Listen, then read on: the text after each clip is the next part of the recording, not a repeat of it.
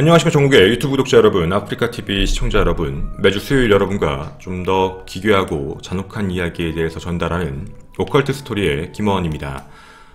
오늘 여러분과 함께 같이 이야기하게 될 사건은 티벳 관련 사건이고, 그리고 일본과 관련되어 있는 사건, 보시는 바와 같이 비밀번호 2960과 관련되어 있는 좀 슬픈 이야기, 그리고 좀 무서운 이야기이기도 합니다. 이 사건은 2007년에 진행됐던 사건이었고, 이 사건에 대한 종결 처리가 꽤 늦게까지 가게 됩니다. 2014년, 2015년까지 끌었던 사건이었고요. 일본 내에서는 굉장히 유명한 사건인데 대한민국 내에서는 아직 알려져 있지 않은 사건이라 여러분에게 알려드리려 이렇게 컨텐츠로 준비를 해왔습니다. 오늘 여러분에게 말씀드릴 분은 바로 이분입니다. 이름은 이소타니 리에 씨입니다.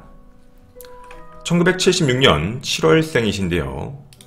이분에게는 좀 아픈 과거가 있습니다. 아버지 스에 요시와 어머니 후미코 사이에서 태어난 아이였는데요. 행복한 가정이 영원할 줄 알고 있었지만 아버지께서 급성골수염 백혈병이죠. 31살에 되게 이른 나이에 사망하십니다. 가세 자체도 급격히 기울기 시작을 했고, 집을 이끌어야 되는 사람이 이제 어머니, 홀로 이제 한 분만 계셨기 때문에 되게 어린 나이부터 되게 성숙하게 살았던 분이었다고 합니다. 어머니를 걱정시키지 않게 하려고 알아서 모든 걸 다 하려고 했던 분이었죠. 중학교 때부터는 3년간 자신이 직접 스스로 도시락을 싸면서 다닐 정도로 굉장히 모범적인 학생이었고, 그리고 이제 나중에 취업을 해서도요, 성실하게 늘 일을 하면서 다른 여성들처럼 패션이라던가 유행 같은 데 돈을 쓰지 않았습니다.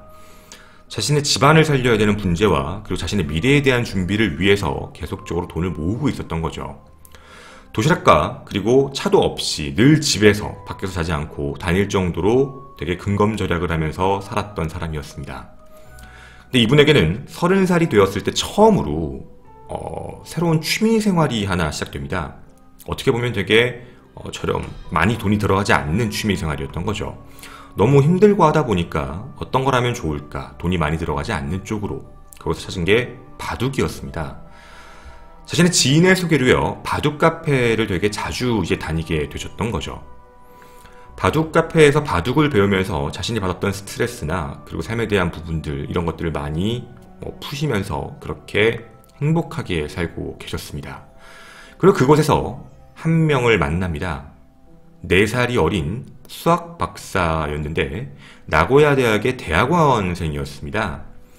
물론 대학원생이어서 그도 그렇게 많은 돈이 있던 게 아닙니다. 당시에 핸드폰을 갖고 있던 것도 아니고 연락을 할 수 있는 방법이 이제 리에가 직접 집에 전화를 해서 집에 있는 통화를 정도 할 수 있는 정도의 수준.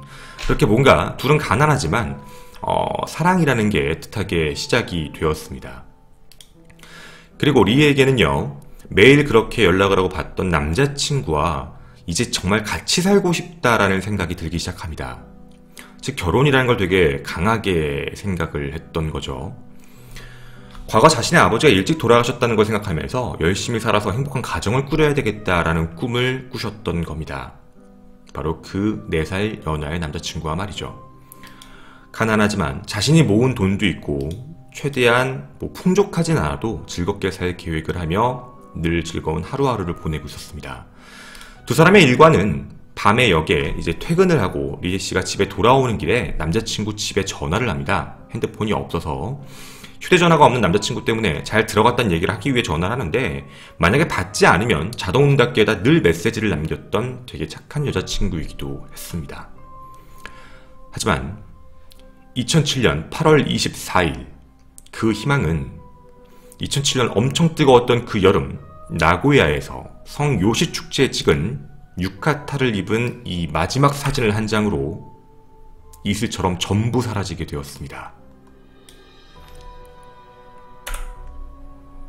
고인이십니다. 2007년 8월 25일 한 남자가 경찰서에 다급히 들어옵니다.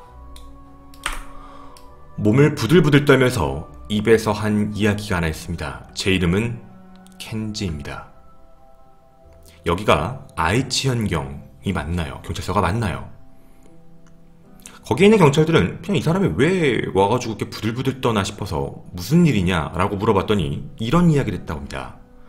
나는 사람을 죽인 현장에 있던 공범입니다. 가담했습니다. 내가 지금 조금 전에 사람을 죽이고 유기를 시키고 왔는데 내가 여기서 자수를 하면 내 죄가 조금은 가벼워질 것 같아서 그래서 여기에 왔습니다. 너무 죄책감이 듭니다. 그 사람이 죽을 때 했던 말, 눈빛, 표정 모든 게 다 떠오릅니다. 경찰은 처음에 술에 좀 취한 사람이 하고 있는 취객의 난동이라고 판단을 해서 처음엔 그냥 돌려보내려고 했는데 이 사람이 앉아서 얘기하는 진술, 그러니까 뭔가 푸념처럼 얘기하는 그 진술이 굉장히 구체적이었던 겁니다.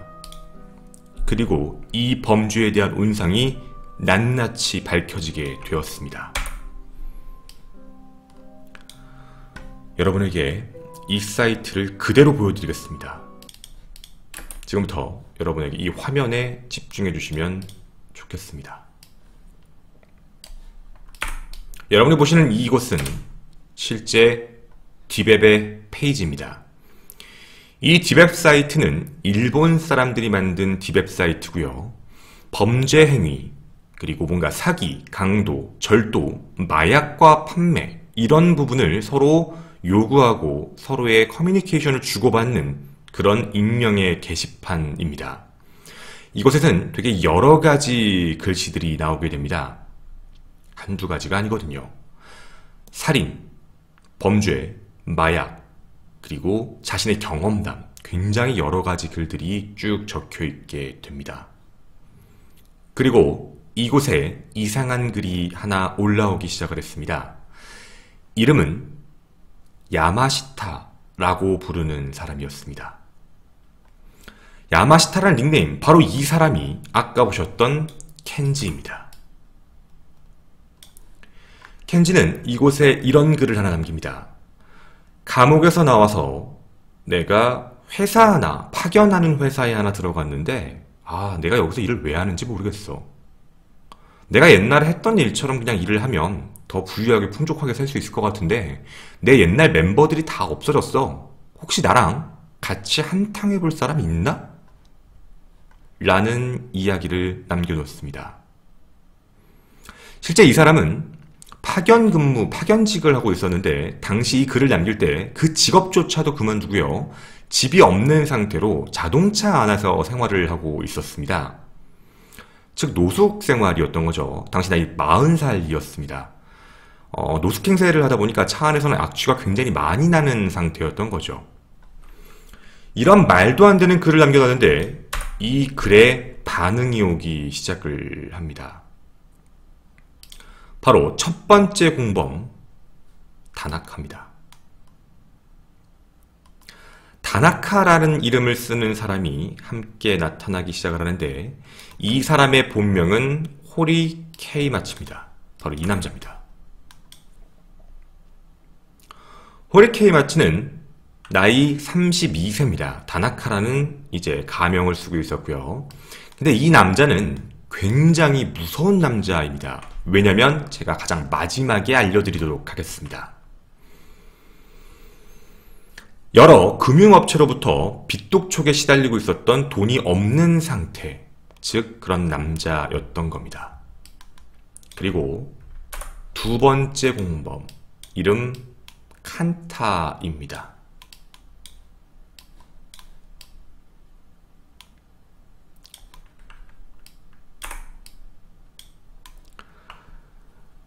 자, 칸타입니다. 근데 이 칸타는 조금 특이한 행동을 합니다. 닉네임이 아니었습니다. 자기가 남겨놓은 글이 아예 자기 본명이었습니다.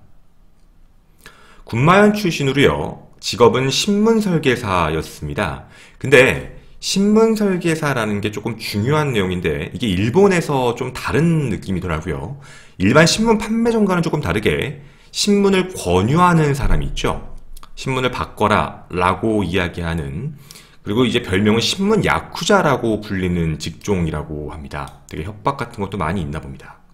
근무 태도가 굉장히 안 좋고 경제적 어려움이 되게 심했습니다. 월급도 낮았던 이유 중에는 이게 파견으로 나가서 사람들을 많이 얘기를 해야 되는데 자주 쉬다 보니까 월급이 낮았던 거죠. 그리고 디벳 내에서도 이 사람의 이름, 닉네임인 줄 알았더니 칸타라는 이름이 굉장히 유명했습니다. 불법적으로 디벳에서 수입을 얻고 있었거든요. 성포르노물, 그리고 그거 이외의 범죄 행위에 대한 소설, 자신이 과거에 2명을 죽인 일이 있고 군마연에다가 2명을 묻은 적이 있다라는 소설을 쓰면서 그거와 관련되어 있는 돈을 받고 내용을 판매하고 있었던 남자였습니다. 지금 여러분에게 말씀드린 이 3명의 남자, 공통점이 있었습니다. 이 셋은 전부 돈이 필요했습니다. 돈이 필요했던 3 남자, 그리고 이 3명의 연결고리는 2007년 8월 21일에 처음 같이 만나게 되며 시작됩니다. 셋이 만났을 때 이런 이야기를 했다고 합니다. 얼마나 그동안 니네가 무슨 일 했는지 한번 서로 얘기 좀 해볼래? 라고 이야기를 했다고 합니다. 그리고 계획까지 말을 했다고 합니다. 사람을 습격해서 돈을 뺏자. 우린 당장 돈이 필요하니까. 여기서 첫 번째로 K마치가 이런 얘기를 합니다. 나는 사람 2명 죽여봤어. 근데 안 걸렸어. 뭐 죽여봤는데 뭐 별로 무섭진 않던데? 이 이야기를 들은 칸타도 똑같이 얘기합니다. 너도? 넌 그거 어떻게 처리했냐? 나도 2명을 죽였는데 1명 1명씩. 근데 나는 전부 다 묻었어. 마치 이 얘기를 듣고 있었던 켄지는 이 사람들이 마치 처음에는 허세를 부리는 듯한 느낌이었다고 합니다. 마치 자신의 범죄 행위에 대해서 뭔가 좀 이렇게 있어 보이거나 강하게 얘기해 보이는 이런 느낌처럼 와닿았다고 합니다. 하지만 허세인지 실제인지도 모르는 이런 이야기를 서스럼 없이 나누던 그들이 정말 당연하게도 내렸던 결론은 하나였습니다. 사람에게 돈을 뺏자, 거기서 끝나는 게 아니라 우린 다 뭔가 세게 범죄 얘기를 해본 사람이니까 당연히 돈을 뺏고 죽이자. 범죄 끝을 살인으로 몰아가게 되고 범죄 도구를 구입합니다. 칼로 할래? 망치로 할래? 아니면 뭐 입은 어떻게 가릴래? 뭐 아니면 목은 어떻게 조를래? 비닐봉투, 그리고 이제 테이프, 그리고 18cm의 칼, 사시미 칼입니다. 그리고 망치를 준비합니다. 켄지 진술에 의하면 이들은 마지막까지 의견 차이가 있었다고 합니다. 칼로 할래? 망치로 할래? 이 부분 때문이었던 거죠. 8월 21일 처음 만난 그들은 범죄 도구를 산 뒤 닛산 리버티 실버 차량이었습니다. 이 차량에 같이 탑승을 한 뒤 함께 범죄 대상을 물색하게 됩니다. 21일부터 범죄 행위를 시작했던 거죠. 하지만 대부분 이들은 돈이 많은 사람들이 필요했기 때문에 부자들만을 처음에 습격했습니다. 뭔가 도난을 시키거나 강도 행각을 하려고 했는데 부자들의 특징은 워낙에 경계도 치열했고 그리고 이제 지켜주는 사람, 지켜보는 사람도 너무 많았기 때문에 이 모든 범행이 다 차질을 빚게 되고 마음처럼 진행이 되지 않게 되면서 3일간이 지나가 버린 겁니다. 이들은 급해집니다. 당장 돈이 필요합니다. 그런데 3일간 어떠한 소득도 없었던 그들은 2007년 8월 24일 굉장히 극도로 초조한 상태로 범행 대상을 바꾸게 됩니다. 저항 못하는 젊은 여자, 직장인 여자를 덮쳐서 현금하고 카드 비밀번호를 알아낸 다음에 처리를 하자. 어때? 이 이야기에 칸타가 중심이 됩니다. 구체적으로 모든 내용을 설정하고 어떻게 협박을 하고 어떻게 진행을 할지에 대해서 계획을 다 세웠던 거죠. 그리고 그들은 밤 7시 나고야 시내를 차를 타면서 범행 대상을 물색하기 시작합니다. 그리고 그들 눈에 띄는 한 사람이 있었습니다. 역에서 나와 어둠의 골목으로 걷고 있는 한 여자, 바로 리에 씨입니다.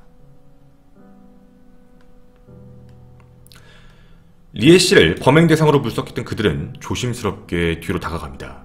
그런데 리에 씨가 그 순간 전화 같은 걸 하려는 제스처, 꺼내려는 모양을 봤던 거죠. 만약 저걸 전화라면 자신들의 위치가 노출될 것 같다라는 판단이 있었던 겁니다. 당연히 남자친구에게 전화를 하려고 했던 거겠죠.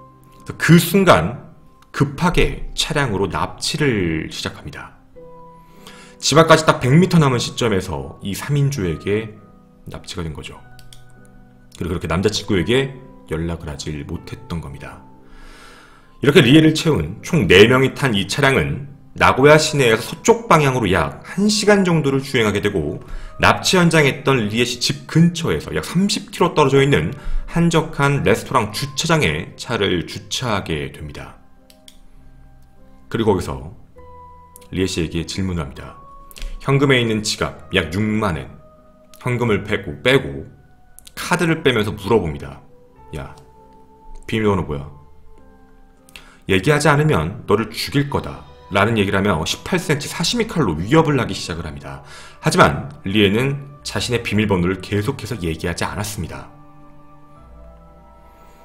이들이 이 카드에 집착을 했던 이유가 있었는데요. 지갑을 열어봤는데 거기에 카드 영수증 같은 게 있던 겁니다. 그날 리에 씨는 남자친구하고 다음에 만날 때를 대비해서 6만엔 정도를 인출을 했는데 6만엔을 인출하고 남은 카드에 남은 잔고액이 표시된 영수증을 확인한 겁니다. 근데 그 영수증에는 무려 돈이 800만원이 들어있었습니다. 800만원은 지금 현재 가치로 따져도 한 8,100만원 정도가 되는 금액입니다. 어떻게 보면 되게 큰 금액이죠. 칸타는 이제 협박을 하기 시작합니다. 너 기다려봐 라고 얘기하면서 너 지금 당장 얘기하지 않으면 널 죽일 거야 라고 얘기하며 시간 5분 주겠다, 5분 내에 얘기하지 않으면 죽일 거다 하고 카운트다운을 시작합니다. 얘는 잠시 고민하다가 비밀번호 4자리를 이야기하게 됩니다. 2960. 범죄자들은 얼굴에 화색이 돌며 번호를 받아 적고는 다른 행동을 합니다. 미리 준비한 비닐봉지를 리에의 머리에 씌운 뒤 그대로 머리에 이 망치로 여러 차례 가격을 합니다. 가격을 할 당시에 리에가 그런 얘기를 했다고 합니다. 비밀번호를 말하면 살려준다면서 왜 그러는 거야? 라고 얘기했지만 그렇게 오래 말하지 못하고 몸에 힘이 빠진 채 그렇게 사망을 하게 됩니다. 그리고 시신은 곧바로 기우현에 있는 산에 매장을 했던 거죠. 새벽 시간이었습니다.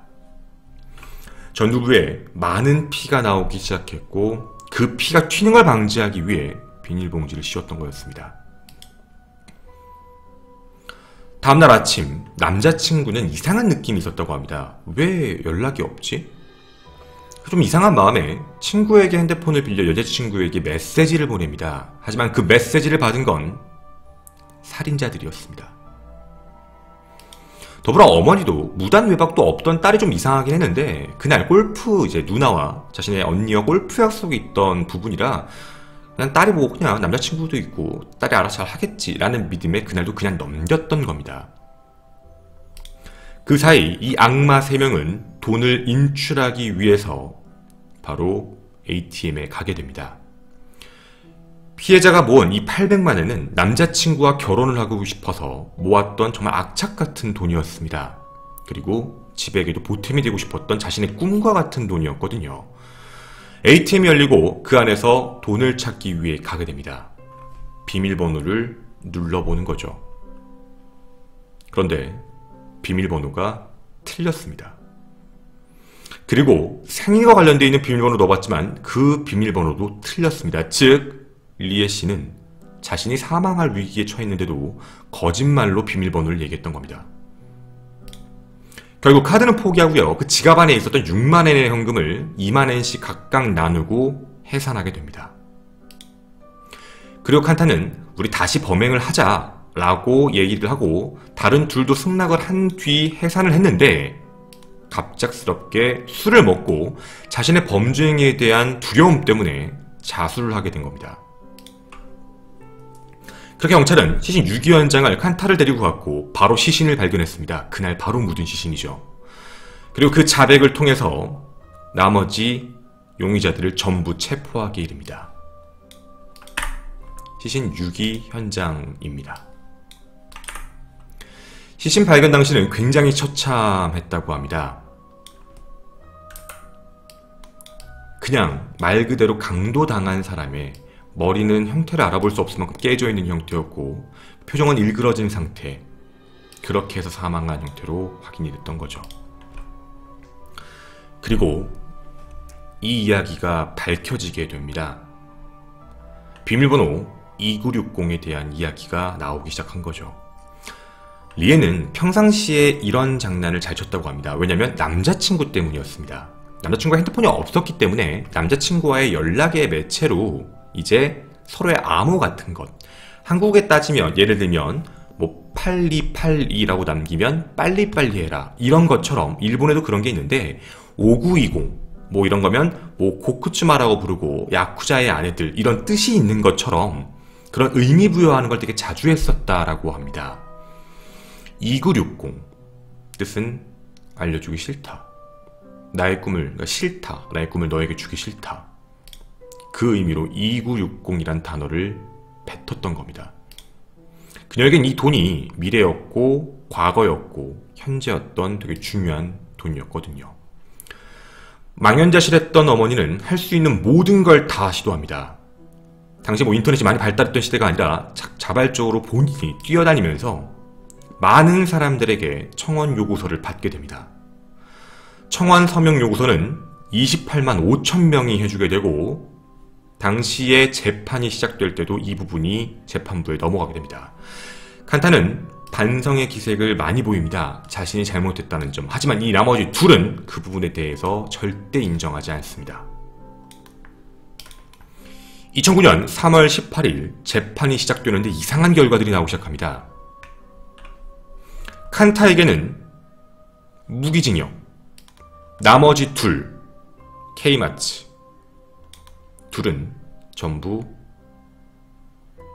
사형. 이렇게 판단이 됩니다. 이게 처음에 좀 나아졌던 이유가 뭐였냐면요. 좀 풀려졌던 이유가 되게 단순했던 겁니다. 좀 나아졌던 이유는 자기가 자수를 했다라는 부분 때문에 참작을 해서 무기징역이라는 게 돼서 후미코 어머니죠. 어머니는 굉장히 많이 억울해하셨다고 하는데 어쨌든 이렇게 진행됐습니다. 하지만 일본 검찰은 이 부분에 대해서 이건 좀 아닌 것 같다. 항소합니다. 검찰이 항소해서 다시 대법원 재판까지 다시 가게 되고요. 이 둘은 자신들이 사형이라는 부분에 대해서 믿지 않고 항소를 해서 재판은 다시 넘어가게 됩니다.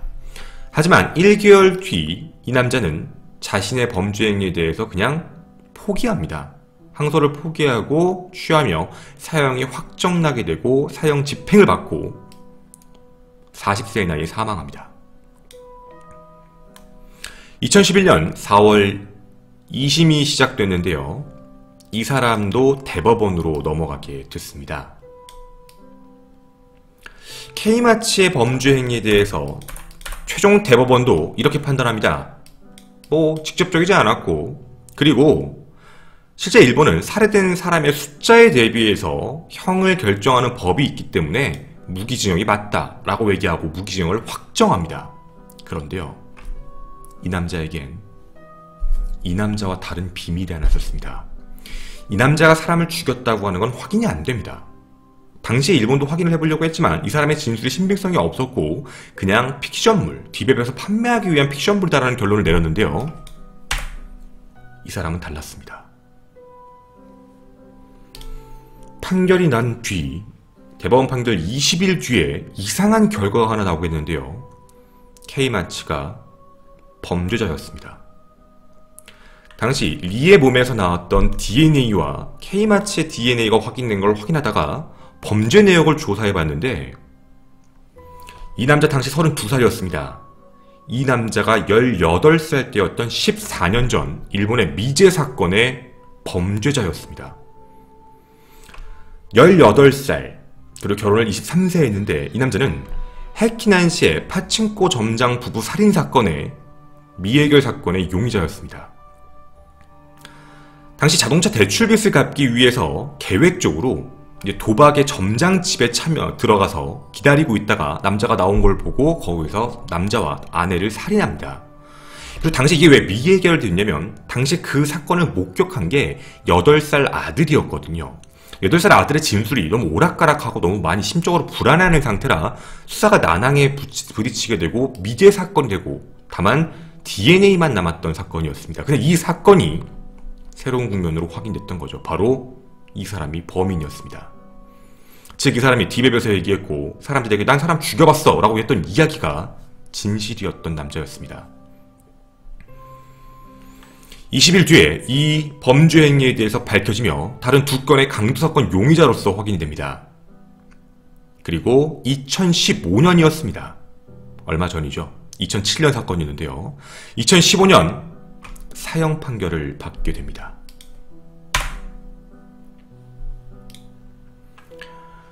디베베라는 특정 사이트에서 전혀 알지 못했던 3명은 단지 한 가지 이유, 돈이라는 것 때문에 뭉쳤습니다. 그리고 미래를 꿈꾸면서 행복하게 살 생각을 하고 있던, 그리고 어떻게 보면 어렸을 때부터 불행하게 컸던 한 여성을, 열심히 살았던 그 여성을 자신들의 욕심, 단돈 6만엔 때문에 죽이게 됐습니다. 무기징역입니다. 어머니는 아직도 억울해하십니다. 이렇게 무기징역을 하는 게 맞는 것인가에 대한 부분이죠. 디베베에 대해서 나온 사건들, 일본에 대한 이야기였습니다. 감사합니다.